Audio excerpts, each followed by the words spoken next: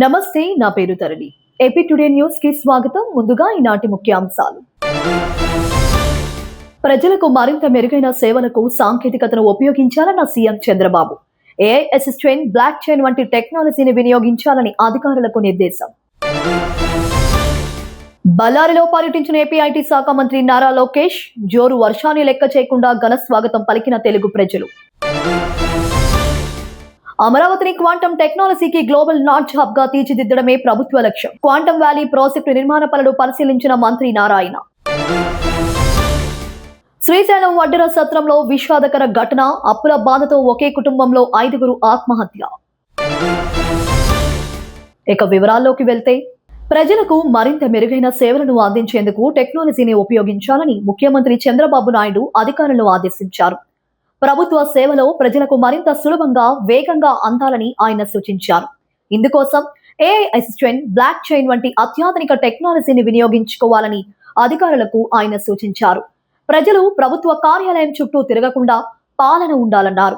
ప్రభుత్వంలోని అన్ని శాఖలు తమ సమర్థతను పెంచుకొని నాణ్యమైన సేవలు అందించడమే లక్ష్యంగా ముందుకు వెళ్లాలన్నారు. రాష్ట్రంలో ఎల్నినో ప్రభావం నేపథ్యంలో వ్యవసాయ రంగం పరిస్థితిని అధికారులు ముఖ్యమంత్రికి వివరించారు. ఈసారి పంటల దిగుబడి సాధారణం కన్నా 20% తగ్గే అవకాశం ఉందని అంచనా వేశారు. దీనిపై స్పందించిన ముఖ్యమంత్రి ప్రస్తుత సాగులో ఉన్న పంటలకు నీటి కొరత లేకుండా చూడాలని అధికారులకు ఆదేశించారు. సాగు ప్రారంభించిన చోట వారికి బదులుగా వేరొక పంటలు వేసే విధంగా చూడాలన్నారు. ముఖ్యంగా ప్రజలకు తాగునీటి సమస్య లేకుండా చూడాలని స్పష్టం చేశారు. సాధారణంగా వర్షాకాలంలో వచ్చే వ్యాధులకు సంబంధించి ముందస్తు చర్యలు తీసుకోవాలని అధికారులను ఆదేశించారు. ఆంధ్రప్రదేశ్ విద్యా ఐటీ శాఖ మంత్రి నారా లోకేష్ కర్ణాటకలోని బళ్ళారిలో పర్యటించారు.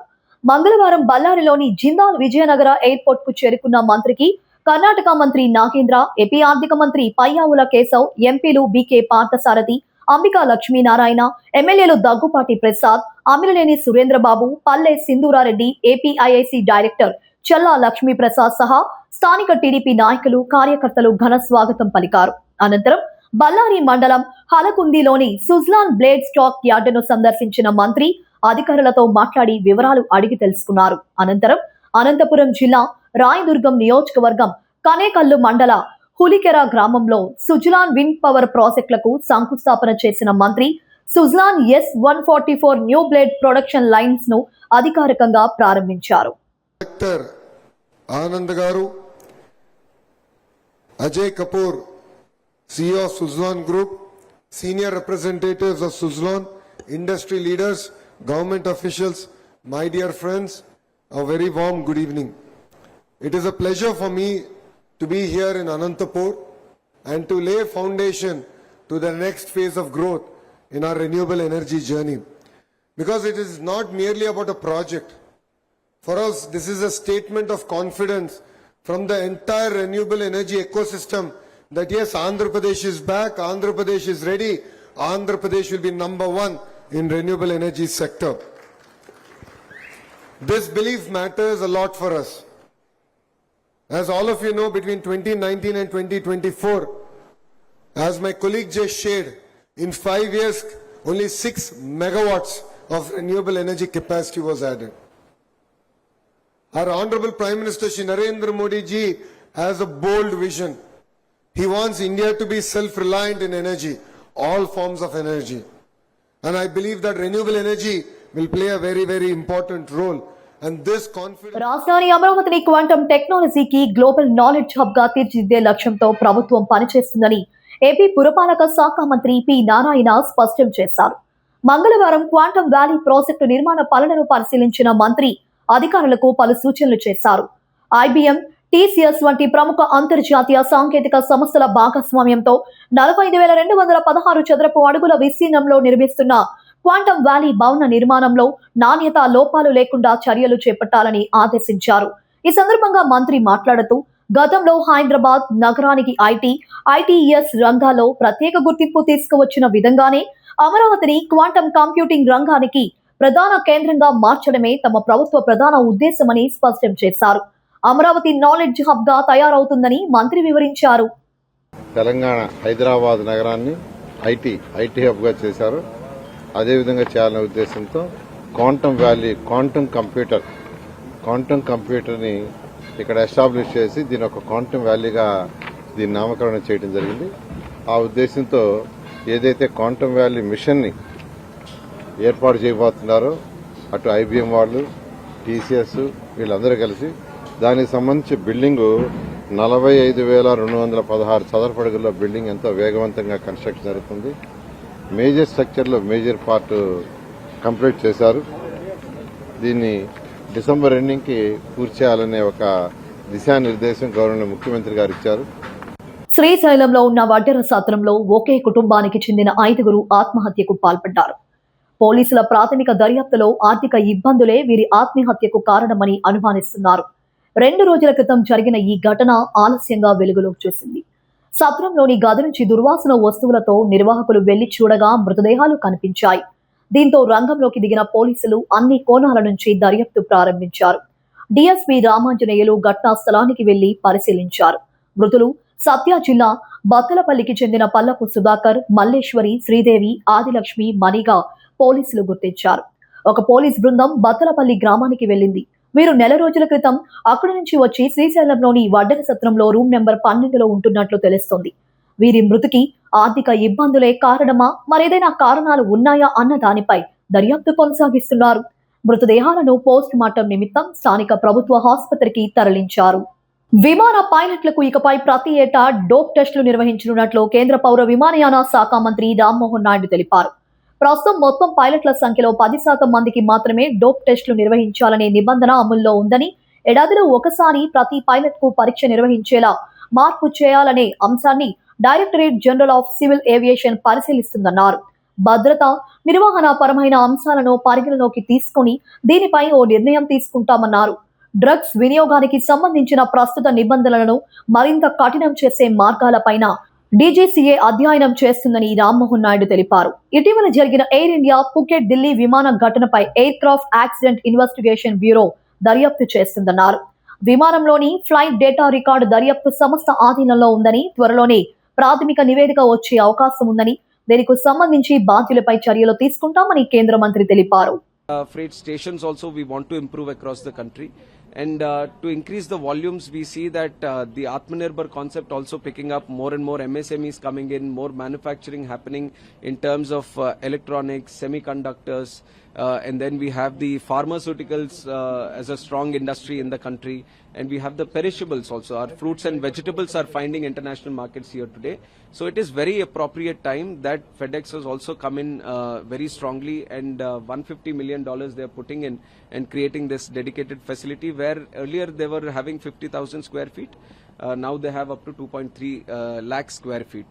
So this is a great sign of success that we are seeing in air cargo, and we would like to engage more with the stakeholders in air cargo and see how can we create better facilities at our airports, and also ensure 3 things. One is to increase the volumes of our air cargo. Second is to reduce the time that it takes from point A to point B, and then third is to reduce the cost. So these are top priority agenda points for us at the ministry, and we are engaging with the stakeholders to ensure proper policy making. And I believe that air cargo has a great potential, which is going to give a lot of impact on the earnings and revenues and the income values of our MSMEs, and especially our farmers. Our mangoes, our lychees, our jasmine flowers, everything is being exported today in the right quality. So that is creating a lot of impact at the grassroots level for our farmers. So it becomes a very important agenda for us to improve the air cargo network. So very happy that FedEx, which is one of the largest cargo handler across the world, and GMR, which is the largest airport operator in the country, both of them come together for this great partnership. I wish them success. So what is the update on the Air India incident? The investigation is how well has it progressed, and when can we expect the final? AIB is presently taking up the investigation, and we because everything is intact, the data recorder and everything is intact. The plane has also been in their possession. So I believe that we can expect some preliminary report very early from now. But more importantly, in terms of the substance use and everything, so DGCA is also having stakeholder consultation right now on what the regulation says today. and how do we ensure there is a strict policy around this in the future also. So this consultation is going on right now. Will there be a dope test for all pilots across airlines in India? Dope test for all pilots? See, there are multiple ways of approaching this dope test. So right now the rule says 10% across the overall pilot network. But just like I said, DGCA is engaging, and one of the opinions from our side is that everyone has to go through it in the year at a random time. So we have to see how all the stakeholders are going to respond to this, because one is the safety aspect of it, one is to maintain the safety intact, and the second thing is the operational impact also. That also has to be taken into consideration. So we are going to balance both of them. 10% से कितना बढ़ाने का लग रहा है? क्या 25 करेंगे, 50 करेंगे, जो भी 10 रैंडमली है? नहीं 100% अगर करेंगे, साल भर में हर पायलट को एक बार अगर इसका डोप टेस्ट के थ्रू करना पड़े तो उसके क्या हो सकता है, उसका इम्पैक्ट क्या हो सकता है, वो डीजीसी अभी स्टार्ट करेंगे। जैसे अभी एयर इंडिया में निकला डोप टेस्ट में सीनियर पायलट, तो क्या सारी एयरलाइंस का एक बार रैंडमली कराने का है कि सबका एक बार? जैसे वो तो ऑलरेडी एयरलाइंस ने शुरू कर दिया है। एयर इंडिया तो इंटरनली उनका चल रहा है। I think other airlines are also doing it. Cabinet AP మాజీ మంత్రి జోగి రమేష్ పై ఆయన కోడలు మేఘన మరోసారి తీవ్ర ఆరోపణలు చేశారు. మీడియా సమావేశంలో ఆమె మాట్లాడుతూ జోగి రమేష్ తనపై చేసిన ఆరోపణలు ఆవేదన కలిగించాయని ఆవేదన వెలిబుచ్చారు. అత్త మామలనే సొంత అమ్మా నాన్న అనుకున్నా, కానీ కొడుకు సమస్య ఏంటో తెలిసి కూడా మా అత్తగారు పెళ్లి చేశారని ఆమె వాపోయారు. అత్తగారు పెట్టింది గోరి ముద్దలు కాదు, విషపు ముద్దలు అని విమర్శించారు. అదనపు కట్నం తెస్తేనే నువ్వు హ్యాపీగా ఉంటావని మా అత్త అన్నారని వెల్లడించారు. నా పుట్టింటి వారికి ఎలాంటి రాజకీయ నేపథ్యం లేదు, పూర్తిగా బిజినెస్ ఫ్యామిలీ అని తెలిపారు. పెళ్లికి ముందు వాళ్ళు హిందువులని చెప్పారు. ఆనాటి సీఎం జగన్ ను కలిసేందుకు ప్రయత్నించానని, అయితే అవకాశం దొరకలేదని తెలిపారు. సజ్జల రామకృష్ణారెడ్డి వద్ద కూడా పంచాయతీ జరిగిందని, అయినా సమస్య పరిష్కారం కాలేదని వివరించారు. పెళ్లయ్యాక తెలిసింది వాళ్ళు క్రైస్తవులు అని, ఇంట్లో అసలు హిందువుల పూజలు జరిగేవే కావని మేఘన పేర్కొన్నారు. నా దగ్గర ఉన్న ఆధారాలు అన్ని పోలీసులకు అందజేశానని ఆమె తెలియజేశారు. మా తప్పు లేకుండానే ఏడాదిన్నరగా క్షోభ అనుభవిస్తున్నాం. నాకు న్యాయం జరిగే వరకు పోరాటం చేస్తానని మేఘన వివరించారు. ఇది ఉండే పెళ్లి కాదు అని చెప్పి అతని కొడుకుకి ఉన్న ప్రాబ్లము ముందే అతనికి తెలిసే, ఖచ్చితంగా వాళ్ళ కుటుంబం మొత్తానికి తెలిసే నాకు ఈ పెళ్లి చేశారు. అది నేను 100కి 100% చెప్పగలను. పెళ్ళికి ముందు ఇలా తెలిసి ఒక అమ్మాయి గొంతుని కోయడం అనేది చాలా పెద్ద నేరము. ఇట్లా ఇప్పుడు తనకు కూడా ఒక కూతురు ఉంది, తన కూతురు కూడా ఇట్లా జరిగితే ఏం చేస్తారు? నిన్న జరిగిన జోగి రమేష్ గారు జరిగిన ప్రెస్ మీట్లో ఒక విషయం చెప్పాడనమాట. మా ఇద్దరి మధ్యలో మనస్పర్ధలు, గొడవలు రావడం వల్ల డిస్టర్బెన్సెస్ వచ్చి వాళ్ళు ఏదో విడిపోతున్నారు, బట్ ఇప్పుడు కూడా కలిసి ఉండాలని అనుకుంటున్నాను అంటున్నాడు. అసలు మా ఇద్దరి మధ్యలో ఏం గొడవలు వచ్చాయి? అసలు ప్రాబ్లం ఏంటి? నేను చేసిన తప్పేంటి? అసలు విషయాలని పక్కన పెట్టి పక్కదారి పట్టించడానికి ప్రయత్నించాడు అనమాట. మీ అందరి ముందుకు నేను మాట్లాడాలి, మీడియాలోకి రావాలి అని ఏ ఆడపిల్ల అనుకోదు, బట్ నేను రావాల్సి వచ్చింది. ఎందుకంటే నిన్న జోగి రమేష్ గారు చేసిన కొన్ని వ్యాఖ్యల వల్ల నాకు చాలా అంటే చాలా బాధ కలిగింది. ఎందుకంటే అతను చేసిన అన్యాయము, వాళ్ళ ఇంట్లో నేను ఎదుర్కొన్న సమస్యలను పక్కన పెట్టి ఆయన సింపతి గెయిన్ చేద్దాం అనుకున్నారా, లేకపోతే ఇది రాజకీయ కోణంలోకి తీసుకొని వెళ్దాం అనుకుంటున్నారా అనేది నాకు అర్థం కావట్లేదు. పెందుర్తి నియోజకవర్గం జీవీఎంసీ 88వ వార్డు నరవా గ్రామంలో ఎన్డీఏ కూటమి నాయకుల మధ్య భేదాభిప్రాయాలు రోడ్డెక్కాయి. తెలుగుదేశం జనసేన నాయకులు ఒకరిపై ఒకరు ఆరోపణలు చేసుకుంటూ కూటమిని రోడ్డున పడేస్తున్నారు.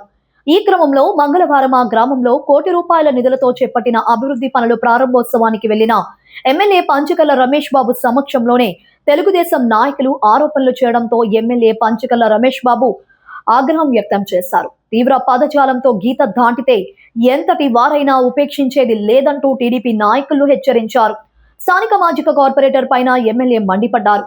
ఎన్నికల సమీపిస్తున్న వేళ మీడియా సమక్షంలో ఒకరిపై ఒకరు ఆరోపణలు చేసుకుంటూ కూటమి ధర్మానికి విఘాతం కలిగిస్తే సహించేది లేదని ఎమ్మెల్యే హెచ్చరించారు. జనసేన నాయకులు తప్పు చేస్తే పార్టీ నుండి సస్పెండ్ చేస్తానని ఈ సందర్భంగా హెచ్చరించారు. ఈ హెచ్చరిక కూటమిలో ఇతర పక్షాలకు కూడా వర్తిస్తుందని రమేష్ బాబు స్పష్టం చేశారు. ఈరోజు నరవలో 88వ వార్డులో మనం ₹1 అభివృద్ధి కార్యక్రమాలకి ఓపెనింగ్ చేస్తున్నాం. మనస్ఫూర్తిగా అందరికీ అభినందనలు. ఈ కార్యక్రమంలో ఫస్ట్ నుంచి వార్డు అభివృద్ధికి కృషి చేస్తున్న మాజీ కార్పొరేటర్ కానీ, మా వార్డు అధ్యక్షులు కానీ, సీనియర్ నాయకులు కానీ, అలాగే ఫస్ట్ నుంచి అభివృద్ధి విషయంలో నాతో మాట్లాడుతున్న మన మాధవరావు గారి కుటుంబం శివ కానీ, ఆ మదర్ కానీ, ఇతర పెద్దలందరికీ మనస్ఫూర్తిగా అభినందనలు తెలియజేస్తూ, మరి ఇదే కాదు ఇంకా మనం చేసుకోవాల్సిన కార్యక్రమాలు చాలా ఉన్నాయి. నిన్నే కమిషనర్తో సుదీర్ఘంగా కూర్చుని కూడా నిన్న కూడా కొన్ని వర్కులు ఇవ్వడం జరిగింది. 20 రోజుల్లోపు ఈ మనకున్న 10 వార్డులకి కలిపి దగ్గర 100 కోట్ల పైనే ఇస్తానని కూడా మంత్రి గారు మాటిచ్చారు. అవన్నీ కూడా టెండర్ ఎలక్షన్లోపై వెళ్ళాలని కూడా మేము కోరాం. మరి దాంతోపాటు అభివృద్ధి, సంక్షేమం ఇవన్నీ కూడా ఈ ప్రభుత్వం, కూటమి ప్రభుత్వం యొక్క ముఖ్య లక్ష్యం. తప్పకుండా అన్నీ నెరవేరుస్తాం. అలాగే శానిటేషన్ విషయంలో కూడా రాజీ పడకుండా 10 శానిటేషన్ వెహికల్స్ని కూడా ఇప్పుడు ఓపెన్ చేసుకున్నాం. ఒక్క 88వ వార్డుకి నరవ ప్రాంతానికి 7 వెహికల్స్ వచ్చాయంటే శానిటేషన్ పట్ల కూడా మాకున్న శ్రద్ధ, మాకున్న కమిట్మెంట్ ఆలోచించమని చెప్పి కోరుతా ఉన్నాను. ఈ వేదిక ద్వారా ఇంకోటి కూడా కోరుతా ఉన్నాను. ఈ ఏరియాలో పార్టీల మిత్రపక్షం అయిన మా వాళ్ళలోనే కొన్ని భేదాభిప్రాయాలు ఉంటున్నాయి. నిన్ననే నేను మా వాళ్ళతో మీటింగ్ పెట్టి నేను తీవ్రంగా హెచ్చరించాను. వాళ్ళు ఇంకోసారి మిత్రపక్షాన్ని కానీ బహిరంగంగా ఎవరైనా మాట్లాడితే పార్టీ నుంచి కూడా సస్పెండ్ చేస్తానని కూడా చెప్పడం జరిగింది.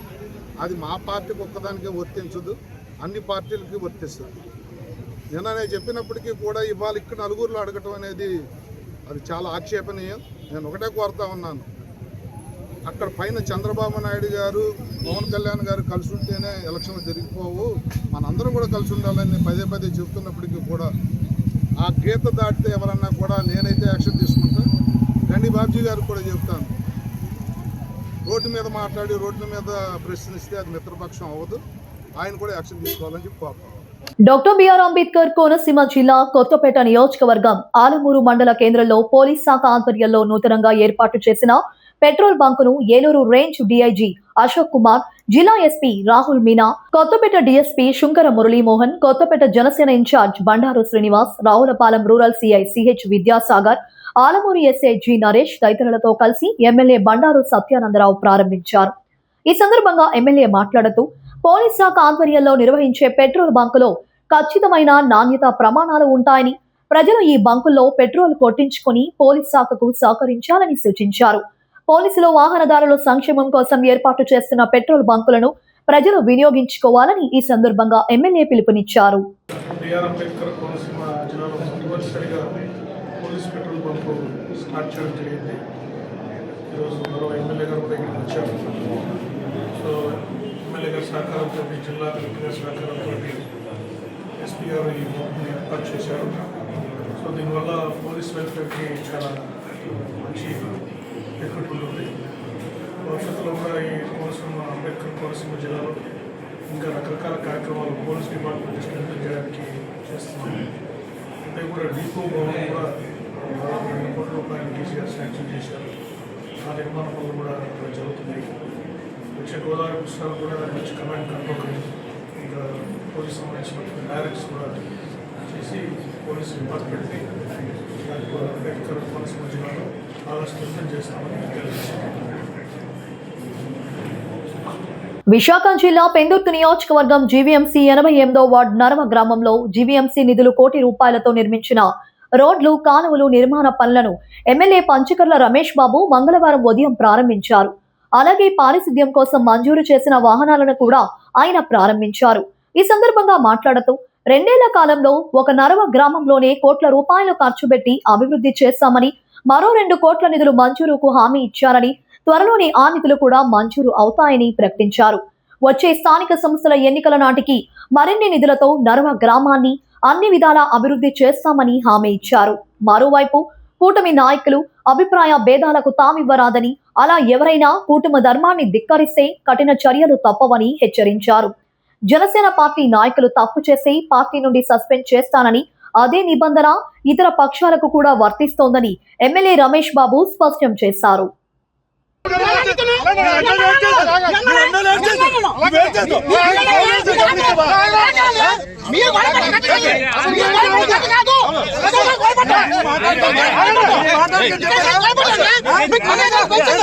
మీకు గౌరవం వచ్చిందా?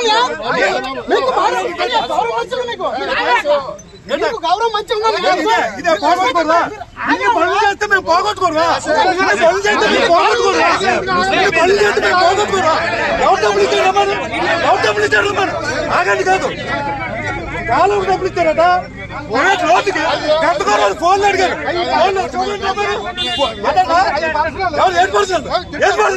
అభివృద్ధి చేయడం పర్సనల్ అభివృద్ధి చేయడం పర్సనల్ డబ్బులు డబ్బులు తీసుకుని అడుగుతారా మీరు అందరికీ అందరికీ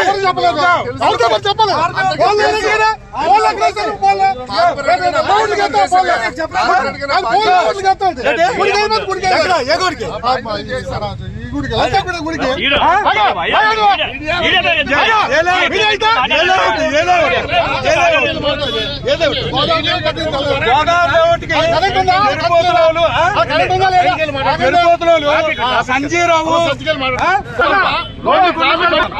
జనాలు వస్తారు కాదు షిఫ్టింగ్ ఛార్జీ నేను పెట్టి షిఫ్ట్ చేస్తాను ఏదైనా నాకు చెప్పారు ముత్యాలం గుడుకుంటే దుర్గాలం గుడుకుంటే చూపించాలి కరెంట్ లేదా కరెంట్ లేదా కరెంట్ ఉండాలి కదా కరెంట్ కాదా కరెంట్ కాదా మ్యాపింగ్ లో చూపించినవే అభివృద్ధి చేయండి అభివృద్ధి అడ్డుపడ్డు అభివృద్ధికి ఎవరు అడ్డుపడతాడు ముత్యాలం గారి మీద రోడ్లు వేస్తా ఉన్నారు ఎవరు డబ్బులు ఇచ్చాడు ఎవరు డబ్బులు ఇచ్చాడు తప్పేది దానికి ఎవరు అడగలేదు కదా అడగపడ పేపర్లు ఎక్కితే అభివృద్ధి రోడ్లు ఎక్కిస్తారా మీరు అది ఎంతవరకు వేస్ట్ నేను అదే చెప్తాను రోడ్డు మీద అభివృద్ధి చేసినది రోడ్డు ఎక్కిస్తాను అభివృద్ధి చేసినది గతంలో శ్మశానం వెళ్తుంది ఈ రోజు శ్మశానం వెళ్తుంది గుళ్ళకి నువ్వే చెప్తాను చెప్తాను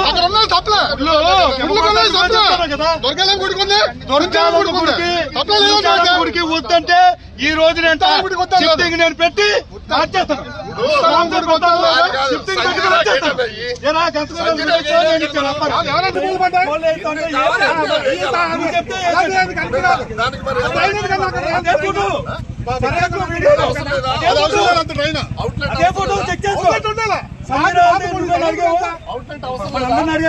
దుర్గాలం గురికి ఎవరు అడిగారు నువ్వు డ్రైన్ అన్నావు కదా మనందరం కలిపి ఆర్మీ వాళ్ళతో కమిటీ పెట్టాం అది డిజైన్ చేసుకుని అవుట్ సైడ్ చెప్తాను అవుట్ సైడ్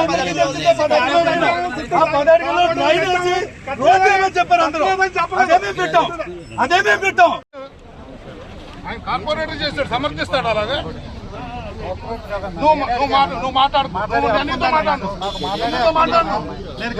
నేను నిన్న మాట్లాడాను మళ్ళీ ఇంకా ఆర్తి చేయండి నీతో మాట్లాడు వాడికి చెప్తున్నా నీతో మాట్లాడలేదు నేను నిన్న నీకు చెప్పిన దానికి విలువేముంచావు అంటున్నాను ఈ రోజు జరిగింది ఈ రోజు మాకు ఎవరు మెసేజ్ ఇచ్చారన్నా అధికారులు ఎవరు ఇచ్చారన్నా ఇన్ని రోజులు ఏర్పాట్లు ఎవరు చేస్తున్నావన్నా నువ్వు మాట్లాడొద్దు అసలు నాతో మాట్లాడి కార్పొరేటర్ రోడ్ల మీద మాట్లాడుకున్న పంచాయతీ చాలా చూసుకోండి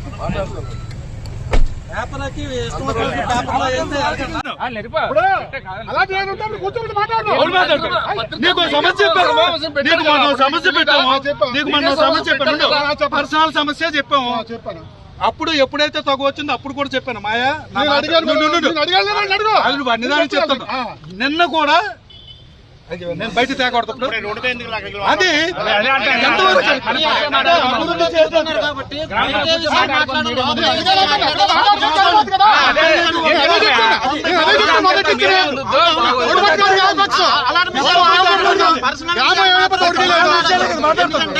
రోడ్డు నేనేం స్వచ్ఛ ఒళ్ళు దగ్గర పెట్టుకో ముందు మాట్లాడుతున్నావు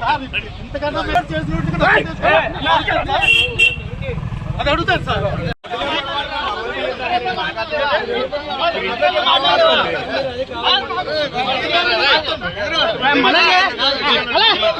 తీసుకెళ్ళండి.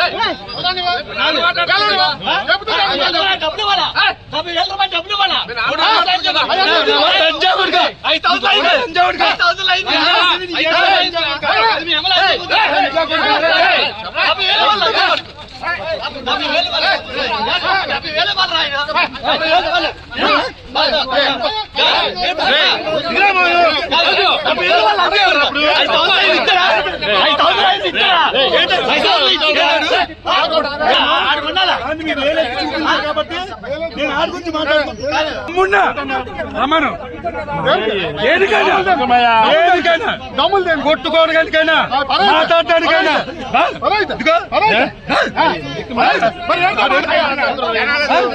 డబ్బులు తీసుకుంటున్నా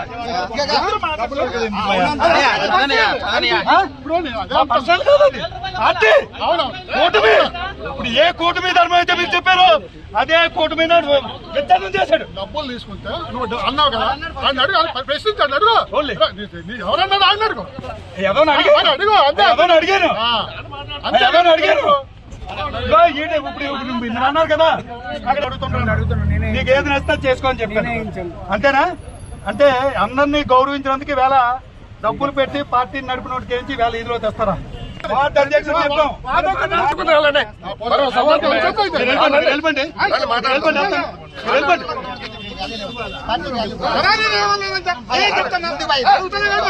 భద్రతా సవాళ్లను ఎదుర్కొనేలా మహిళలను శక్తివంతం చేయడమే లక్ష్యంగా ఎన్ఎస్జీ కీలక ముందడుగు వేసింది. మహిళల కోసం తొలి కమాండో కన్వర్షన్ కోర్సులు ప్రారంభించనుంది. భారత ఉగ్రవాద వ్యతిరేక పోరాట విభాగంలో మహిళల కార్యాచరణ సామర్థ్యాలను పెంపొందించేందుకు ఈ నిర్ణయం తీసుకున్నట్లు ఎన్ఎస్జీ వివరించింది.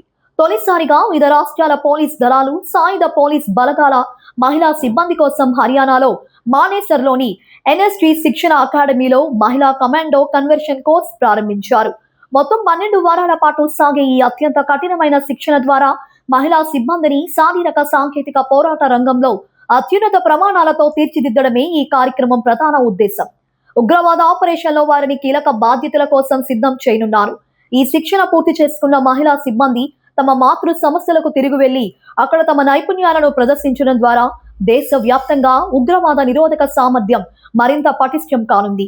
ఈ విశిష్టమైన కార్యక్రమం గురించి ఎంఎస్జీ సామాజిక మాధ్యమ వేదిక ఎక్స్ ద్వారా ఈ విషయాలను వెల్లడించింది. వార్తలు ముగించే ముందు ముఖ్యాంశాలు మరోసారి. ప్రజలకు మరింత మెరుగైన సేవలకు సాంకేతికతను ఉపయోగించాలన్న CM Chandrababu. AI assistant, blockchain వంటి టెక్నాలజీని వినియోగించాలని అధికారులకు నిర్దేశం. బళ్ళారిలో పర్యటించిన ఏపీ ఐటీ శాఖ మంత్రి నారా లోకేష్.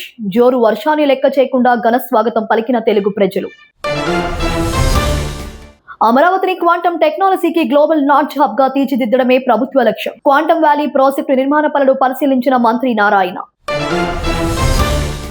శ్రీశైలం వడ్డెర సత్రంలో విషాదకర ఘటన. అప్పుల బాధతో ఒకే కుటుంబంలో 5 ఆత్మహత్య. ఈ వార్తలు ఇంతటితో సమాప్తం. మరో బులెటిన్లో మళ్ళీ కలుద్దాం. అంతవరకు సెలవు, నమస్కారం.